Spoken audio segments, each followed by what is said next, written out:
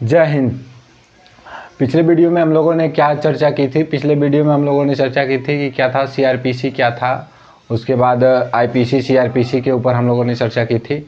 इस वीडियो में हम लोग देखेंगे क्या है इंडियन पॉलिटी के। हमने एक चैप्टर को लिया है जो कि क्या है नागरिकता नामक चैप्टर को लिया है। और वो क्या है, नागरिकता एक भाग है। नागरिकता भारतीय संविधान के भाग 2 में नागरिकता की चर्चा की गई है।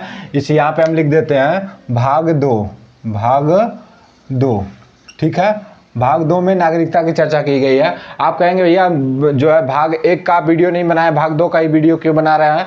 तो भाग 1 ज़्यादा इंपॉर्टेंट, बहुत ज़्यादा इंपॉर्टेंट तो नहीं है, लेकिन नागरिकता जो है चैप्टर जो है वो ज़्यादा इंपॉर्टेंट है। इसलिए हमने सोचा कि नहीं, इस पर पहले वीडियो बनाया जाए। उसके बाद हम लोग जो है लाइव क्लास लेके आएंगे, जल्द ही क्या करेंगे, लाइव क्लास लेके आएंगे। और उसके लिए भी क्या करेंगे, पूरा चैप्टर वाइज जितना भी आपका पॉलिटी का विश्लेषण रहेगा पूरा एकदम पूरा ऑपरेशन करेंगे उसका। ठीक है, पूरा ऑपरेशन करके पॉलिटी को एकदम अच्छे से बताएंगे। ठीक है, चलिए देखते हैं। नागरिकता चैप्टर है हमारा।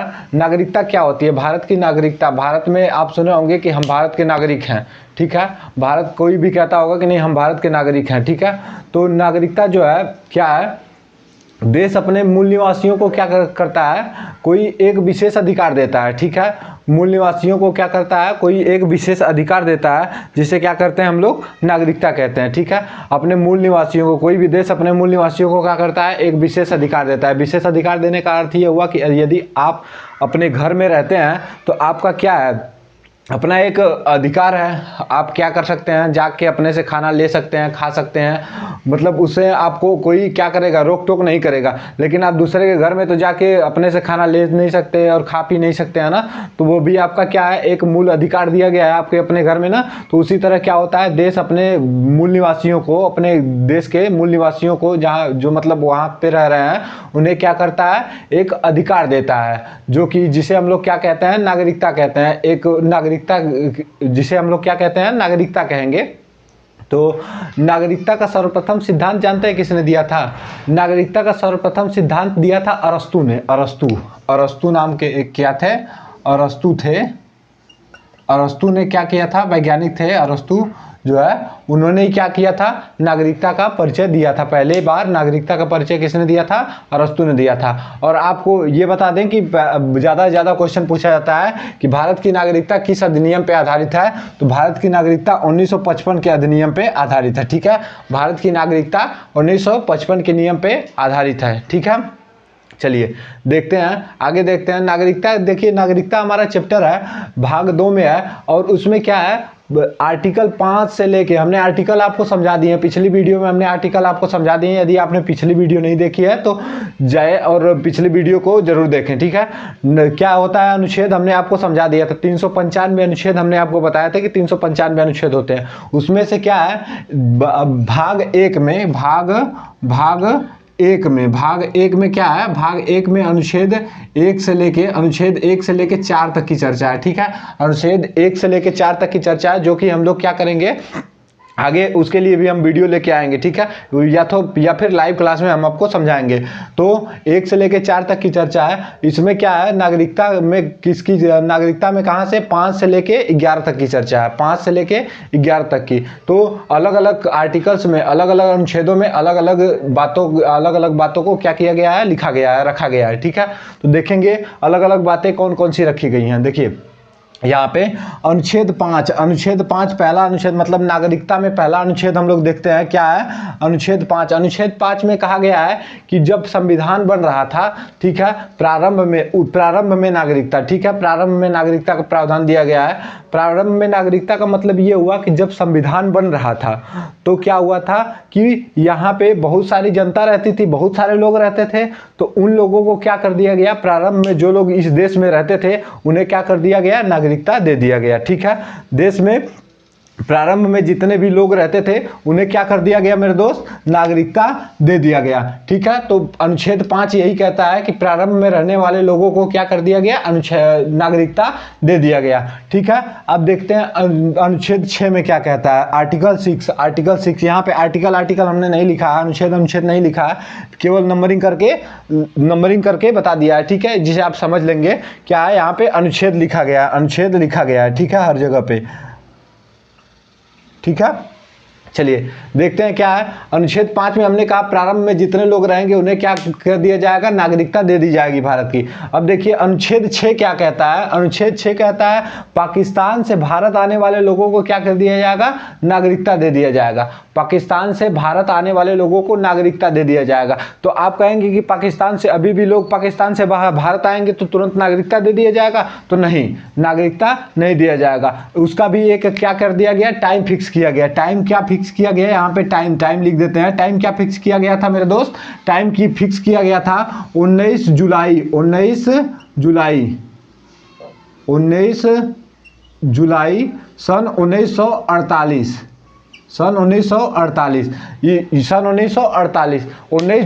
1948 तक जितने भी लोग क्या करेंगे, भारत आ जाएंगे। पाकिस्तान से जितने भी लोग भारत आएंगे। देखिए क्या होता था, जब उस समय आज़ादी की लड़ाई लड़ने के बाद जो है, बहुत सारा संघर्ष करने के बाद जब हम लोगों को आज़ादी मिली थी, 15 अगस्त 1947 को हम लोगों को आज़ादी मिली थी, तो क्या हुआ था उसके बाद बहुत सारे लोगों को क्या था कि वो विश्वास नहीं था कि हम लोग कहाँ पे रहें।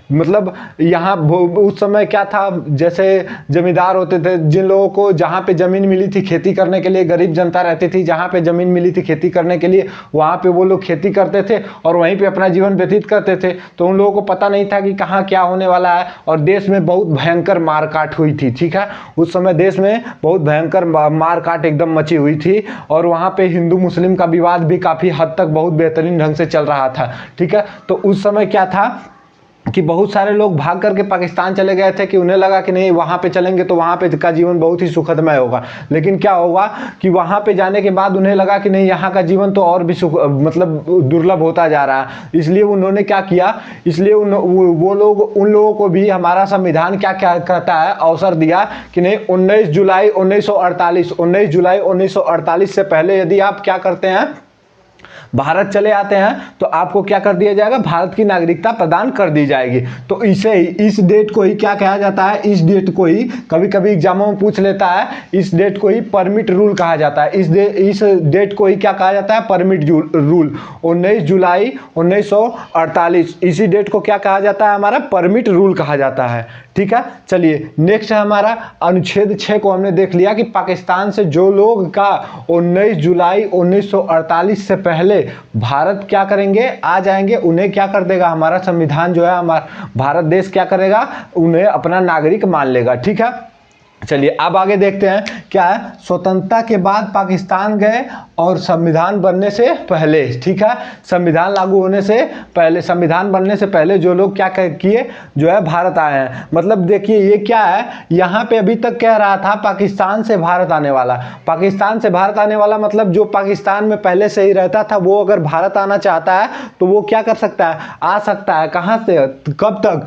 19 जुलाई 1948 से पहले। लेकिन क्या यहाँ पे क्या कह रहा है, यहाँ पे वही बात कही जा रही है कि यदि सब मतलब जब आज़ादी मिली 15 अगस्त 1947 को, हम लोगों को आज़ादी मिली 15 अगस्त 1947 को, ठीक है, 15 अगस्त 1947 को हम लोगों को आज़ादी मिलने के बाद जो है बहुत सारे लोगों को लगा कि नहीं पाकिस्तान में जीवन बहुत ही ज़्यादा सुखदमय है। ठीक है, बहुत सारे लोगों को लगा कि पाकिस्तान में जीवन ज़्यादा ही सुखदमय है, तो वो लोग क्या किए, पाकिस्तान चले गए। लेकिन वहाँ जाने के बाद उन लोगों को लगा कि नहीं यहाँ पे तो और भी स्थिति क्या है, दयनीय होती जा रही है। तो वहाँ पे से उन लोगों को भी जब पाकिस्तान के लोग क्या करने लगे, पाकिस्तान के आतंकवादी कह सकते हैं, वो क्या करने लगे, उन्हें सताने लगे, ऐसा कुछ कह सकते हैं। तो क्या किए वो लोग, फिर भारत आना चाहे, तो जो लोग भारत आना चाहे और संविधान जब तक नहीं बना था, संविधान बनने से पहले मतलब क्या 26 नवंबर 1949 से पहले, संविधान बनने से पहले की बात की गई है, तो 26 नवंबर 1949 से पहले जितने भी लोग क्या किए,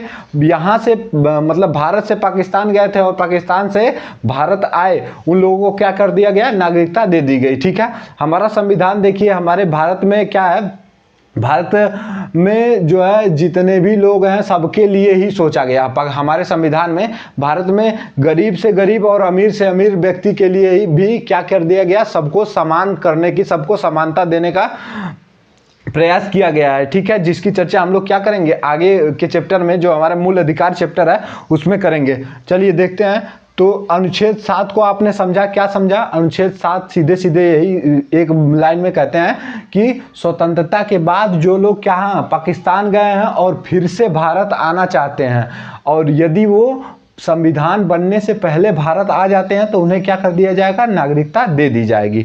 ठीक है, तो उसके बाद देखिए अनुच्छेद 8 क्या कहता है? अनुच्छेद 8 ये कहता है कि यदि आप विदेश भ्रमण करने जाते हैं तो आपकी नागरिकता रद्द नहीं की जाएगी। यदि आप विदेश भ्रमण करने जाते हैं तो आपकी नागरिकता रद्द नहीं की जाएगी। क्या पता आप चले गए घूमने, कहाँ स्विट्जरलैंड घूमने चले गए तो आपकी यहाँ पे नागरिकता रद्द करके उसके बाद आपकी ज़मीन की नीलामी कर दी गई, तो ऐसा बिल्कुल भी नहीं होगा। ठीक है, आपकी नागरिकता रद्द नहीं की जाएगी। आप विदेश भ्रमण करने के उद्देश्य से गए हैं तो घूम के आप क्या करेंगे? वहाँ से आ जाएंगे। ठीक है, और आगे प्रावधानों को देखेंगे, इसके आगे वाले प्रावधान को देखेंगे तो आपको पता चलेगा कि नहीं क्या कैसे कैसे है। ठीक है, तो यदि आप घूमने के उद्देश्य से गए हैं तो आपकी नागरिकता बिल्कुल भी रद्द नहीं की जाएगी। ठीक है, अब उसके बाद आगे देखिए अनुच्छेद 9 क्या कहता है? अनुच्छेद 9 कहता है कि विदेशी नागरिकता लेने पर भारत की नागरिकता क्या कर दी जाएगी?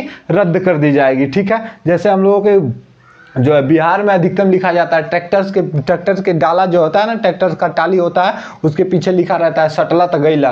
तो यही वही बात यहाँ पे है। क्या है जो है यहाँ पे लिखा, यहाँ पे है कि अगर यदि आप जाके वहाँ पे जाके इंग्लैंड वाली जो है गोरी वाली औरत से क्या करते हैं? दिल लगा लेते हैं, आपका दिल लग जाता है, तो वहाँ पे यहाँ क्या होगा? यहाँ वाली काली वाली जो है और प्योर वाली महिला से आपका क्या होगा? पीछा छूट जाएगा। पीछा छूटने का मतलब ये नहीं है कि पीछा छूट जाएगा, यहाँ की नागरिकता आपको की रद्द कर दी जाएगी। आपका जो भी प्रॉपर्टी वगैरह जो कुछ भी रहेगा सब क्या कर दिया जाएगा? नीलाम कर दिया जाएगा। ठीक है, भारत सरकार क्या कर लेगी? उसे जब्त कर लेगी और क्या कर देगी? नीलामी करवा देगी उसका। ठीक है, तो देखिए यही कह रहा है अनुच्छेद 9 कहता है कि यदि आप विदेशी नागरिकता ग्रहण करते हैं तो आपकी भारत की नागरिकता आपकी क्या कर दी जाएगी? रद्द कर दी जाएगी। तो अनुच्छेद 10 देखते हैं। अनुच्छेद 10 क्या कहता है हमारा? अनुच्छेद 10 कहता है नागरिकता बनी रहेगी जब तक कि आप देश विरोधी काम नहीं करते हैं। ठीक है, यदि आप देश विरोधी काम, आपने कोई भी देश विरोधी काम किया तो आपकी नागरिकता क्या कर दी जाएगी? रद्द कर दी जाएगी। जैसे आपने क्या किया, आपने देखा कि नहीं जो है वहाँ पे टेररिस्ट हैं, वहाँ पे तो उन लोगों की ज़िंदगी तो बड़ी अजीब है, तो आपने सोचा कि नहीं आपको भी मोह माया से छुट्टी चाहिए, तो आप भी क्या करने लगे? टेररिस्ट बनने लगे। ठीक है, तो वहाँ पे मोह माया से छुट्टी नहीं मिलती है और बहुत ज़्यादा उलझनों में फंस जाएंगे और बहुत बुरी मौत मारे जाएंगे। उससे अच्छा है कि आप अपने देश की रक्षा के लिए अपना तन मन धन पूरा एकदम जोश और जुनून के साथ पूरी ज़िंदगी गंवा दीजिए, वो चलेगा, लेकिन आप ऐसे कामों को बिल्कुल भी नहीं करेंगे जिससे कि हमारे देश को क्षति पहुँचे। ठीक है, तो क्या कह रहा है अनुच्छेद 10? यही कहता है कि आपकी नागरिकता बनी रहेगी जब तक कि आप कोई भी देश विरोधी काम नहीं करते हैं। ठीक है, आप जब तक कोई भी देश विरोधी काम नहीं करेंगे तब तक आपके देश की नागरिकता, भारत की नागरिकता बनी रहेगी। यदि आप कोई भी देश विरोधी काम करते हैं, ठीक है, देश विरोधी काम मतलब कोई भी किसी भी देश को सपोर्ट करते हैं, अदर देश को मतलब दुश्मन देश को क्या करते हैं? सपोर्ट करते हैं, तो आपकी क्या कर दी जाएगी? नागरिकता को रद्द कर दिया जाएगा, प्रॉपर्टी को जब्त कर लिया जाएगा और नीलाम कर दिया जाएगा। ठीक है, और देश से क्या कर दिया जाएगा? अब जो मतलब गिरफ्तारी वगैरह की जाएगी वो तो अलग से। ठीक है, उसके बाद अनुच्छेद 10 को हमने समझा क्या किया जाएगा भाई? नागरिकता तब तक बनी रहेगी जब तक हम देश विरोधी काम नहीं करते हैं या आप नहीं करते हैं। ठीक है, चलिए अब देखिए क्या है अनुच्छेद 11, मतलब इस भाग का लास्ट अनुच्छेद। ठीक है, लास्ट अनुच्छेद यही कहता है कि नागरिकता संबंधी कानून बनाने का अधिकार किसे है भाई? नागरिकता संबंधी कानून बनाने का अधिकार सिर्फ संसद को दिया गया है। ठीक है, नागरिकता संबंधी कोई भी कानून कौन बनाएगा? संसद बनाएगी। ठीक है, नागरिकता संबंधी कानून बनाने का अधिकार किसको दिया गया है? संसद को। और संसद को भी दिया गया और किस मंत्रालय को दिया गया है? गृह मंत्रालय को। कई बार ये क्वेश्चन पूछ लेता है कि नागरिकता संबंधी कानून बनाने का अधिकार किस मंत्रालय को दिया गया है, तो वो क्या है हमारा? गृह मंत्रालय को नागरिकता संबंधी कानून बनाने का अधिकार दिया गया है। ठीक है, गृह मंत्रालय को क्या किया गया है?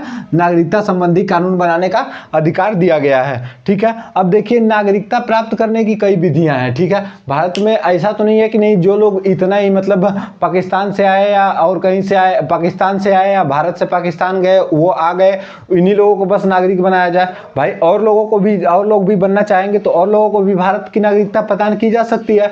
तो उनके लिए भी क्या है मतलब अलग अलग तरह से नागरिकता प्रदान करने के, नागरिकता क्या करने के के प्राप्त करने के अलग अलग प्रावधान है, ठीक है, जो कि 1955 के अधिनियम के तहत क्या किए गए हैं, दिए गए हैं। देखिए क्या है, नागरिकता प्राप्त करने के कौन कौन से प्रावधान है भाई। नागरिकता प्राप्त करने के आधार पे, नागरिकता प्राप्त करने के पहला प्रावधान है जन्म के आधार पे। जन्म के आधार पे नागरिकता, आपका यदि आपका जन्म जो है भारत में हुआ है तो आपको क्या कर दिया जाएगा, भारत की नागरिकता प्रदान कर दी जाएगी। यदि आप भारत में पैदा हुए हैं तो आपको भारत की नागरिकता प्रदान कर दी जाएगी, ठीक है। बस सिंपल सा, भारत में यदि आप पैदा हुए हैं तो आपको भारत की नागरिकता प्रदान कर दी जाएगी।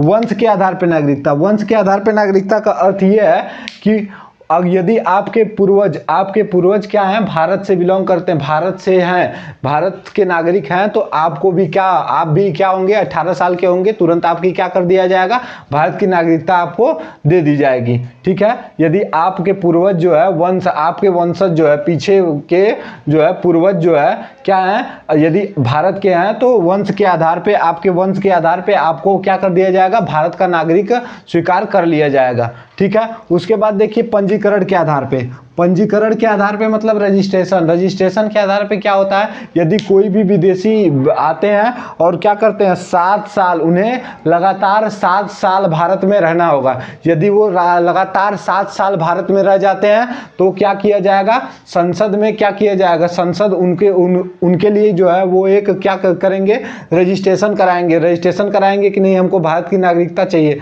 तो भारत की नागरिकता लेने के लिए क्या किया जाएगा, पहले तो 2 साल किया जाता था, लेकिन अब क्या किया जाएगा, 6 महीने उन्हें कहीं विशिष्ट जगहों पे रखा जाएगा जहां कि वो सरवाइव कर सकते हैं कि नहीं, और उसका रिकॉर्ड देखा जाएगा। यदि वो रिकॉर्ड अगर संसद गलत बताती है, गृह मंत्रालय गलत बताता है, तो उनको नागरिकता नहीं दी जाएगी। वो गृह मंत्रालय के ऊपर डिपेंड करता है कि उन्हें नागरिकता दी जाएगी या नहीं दी जाएगी, ठीक है। तो देखिए अभी ये क्या होता है, पंजीकरण में क्या होता है, कम से कम आपको 7 साल क्या करना है, भारत में रहना है। 7 साल भारत में रहेंगे, उसके बाद डिसाइड किया जाएगा कि क्या होगा, आपको नागरिकता दी जाएगी या नहीं दी जाएगी। ये कौन डिसाइड करेगा, गृह मंत्रालय डिसाइड करेगा, ठीक है। चलिए देखते हैं, और उसके बाद जो है चौथा देखते हैं। चौथा क्या है हमारा, चौथा देखिए देशीकरण है। देशीकरण क्या है भाई, कोई भी देखिए कोई भी विदेशी आके भारत में रहता है, ठीक है, कोई भी विदेशी आके भारत में रहता है, यदि वो एक भाषा को, किसी भी एक भाषा को जानता है, और वो क्या है, किसी भी एक भाषा को जानता है, और वो क्या है भाई, वो किसी कला में निपुण है, किसी कला के क्षेत्र में निपुण है, तो उसे क्या कर दिया जाएगा, भारत की नागरिकता दे दी जाएगी। लेकिन उसको क्या करना होगा, उसे 12 साल लगातार भारत में रहना होगा, ठीक है।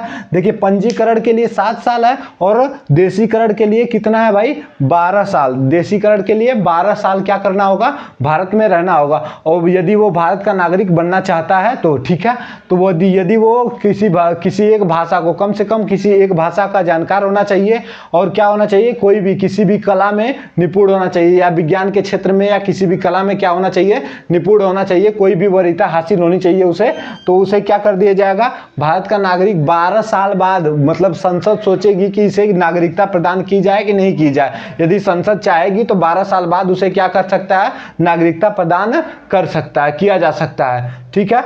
चलिए नेक्स्ट आगे है पांचवा, क्या है, पांचवा प्राप्त करने की विधि ये है अर्जित भूमि के आधार पे। अर्जित भूमि का मतलब अर्थ ये हुआ कि मतलब भारत, जैसे क्या है, आपको हमने अनुच्छेद जो है भाग 1 नहीं पढ़ाया है, भाग 1 पढ़ाए होते तो आपको पता होता कि भारत में अनुच्छेद 3 में लिखा गया है कि संसद किसी भी राज्य को क्या कर सकती है, किसी भी बाहरी भूभाग को, भारत के मतलब अगल बगल के बाहरी भूभाग को क्या कर सकती है, भारत मतलब देश में विलय कर सकती है, मिला सकती है।